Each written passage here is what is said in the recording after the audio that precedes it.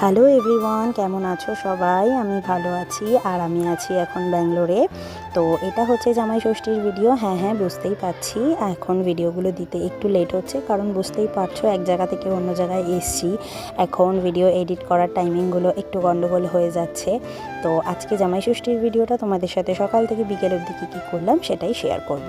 তো সকাল সকাল উঠে সবাই ফ্রেশ হয়ে কিন্তু গপুকে একদম সকালের ভোগ দিয়ে দিয়েছি। আর তারপরে কিন্তু সকালের টিফিনের জন্য লুচি আর ছোলার ডাল একদম রেডি।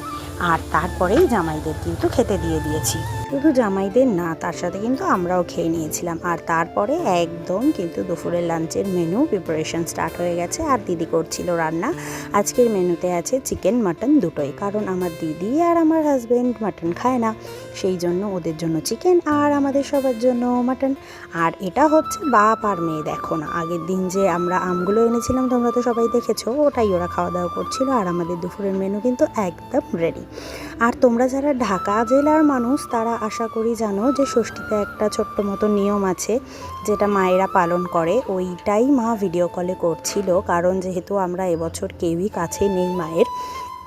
তো সকাল থেকে যখন নিয়ম সবই পালন হচ্ছে, তাই ভিডিও কলেই আমরা আস্তে আস্তে একজন করে সবাই কিন্তু মায়ের কাছ থেকে কুলোর জলটা নিয়ে নিলাম। আর তারপরেই একদম খাওয়া দাওয়া করতে বসে গেছি। এই দেখো সবাই মিলে একসাথে খাওয়া দাওয়া করবো বলে আজকে ঠিক করলাম কেননা নিচে বসে খাওয়া যাক। আর মাম্মামকে ওপরে দিয়ে দেওয়া হয়েছিল, মাম্মাম ওপরে বসে খাচ্ছিল। আর আমরা দুই জামাই দুই মেয়ে দুজনে চারজনে একসাথে নিচে বসেই খাওয়া দাওয়াটা করেছি। আর খাওয়া দাওয়া শেষ করে একটু রেস্ট নিয়ে আবার বিকেলবেলা একটু ঘুরতে বেরিয়েছিলাম। তারপরে বাড়িতে এসে এই আর কি নাচা কোদা এইসব হচ্ছিল। তো তোমরা ষষ্ঠীটা কেমন কাটালে জানাতে ভুলো না। আমরা তো এইভাবেই কাটালাম। বাই।